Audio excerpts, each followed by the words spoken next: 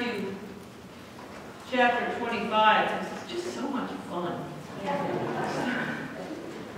And reading, beginning with verse 14, I'm going backwards. Matthew's talking about what the kingdom of God is like. And it's interesting as I was reading this, and he's using the term kingdom of God. But what I think he means is he's talking about how it means to be in final good relationship with God. What it means to be part of the kingdom of God. What many of us would say is, you know, how do you get to heaven?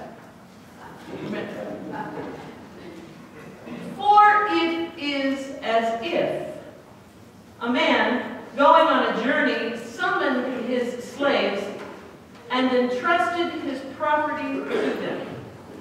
To one he gave 5 talents, to another 2, and to another he gave 1 talent, each according to his ability.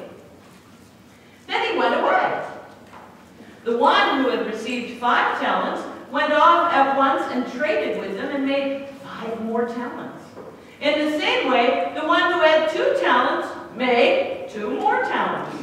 But the one who had received the 1 talent went off and dug a hole in the ground and hid his master's money. After a long time, the master of those slaves came and settled accounts with them.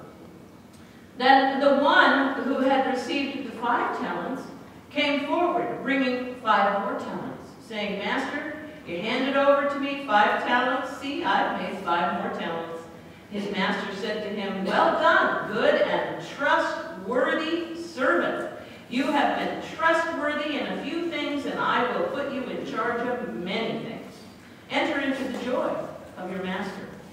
And the one who had 2 talents also came forward, saying, Master, you handed over to me 2 talents. I've made 2 more.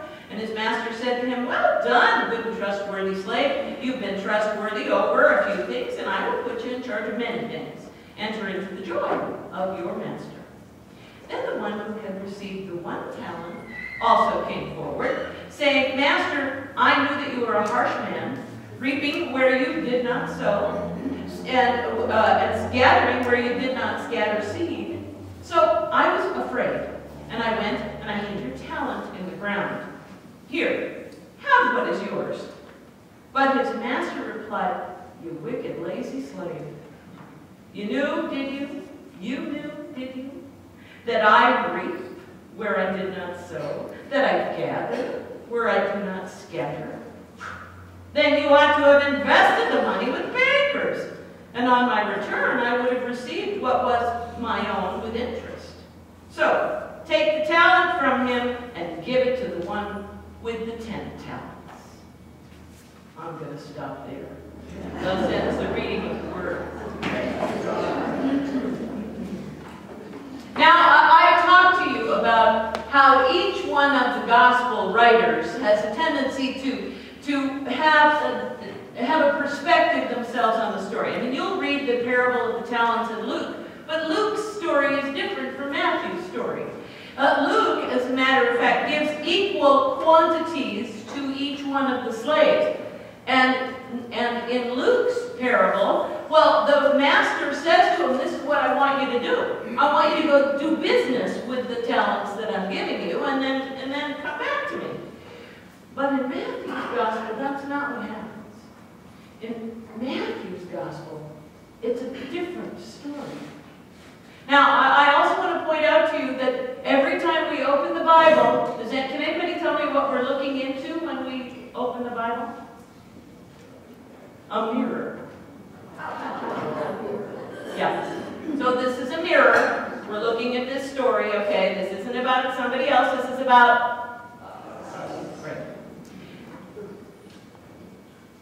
So a man going away on a far journey who has lots and lots of property decides that he is going to entrust his property. He is going to put it into the hands of 3 of his servants, 3 of his slaves, 3 of those people who are obligated to him.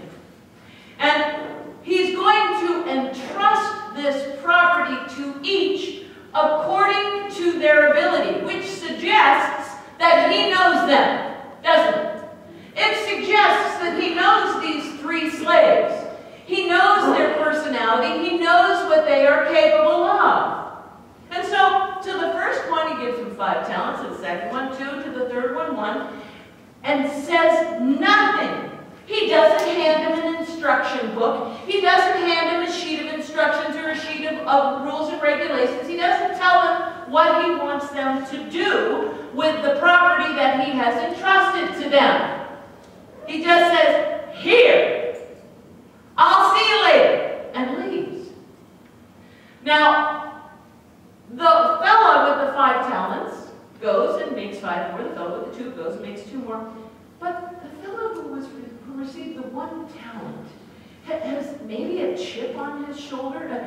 I'm not sure. There are 2 that are thankful, and there is 1 that is suspicious.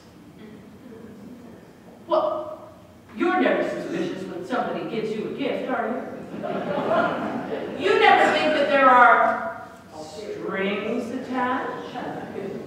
You never wonder why someone's given you a gift because you think yourself unworthy.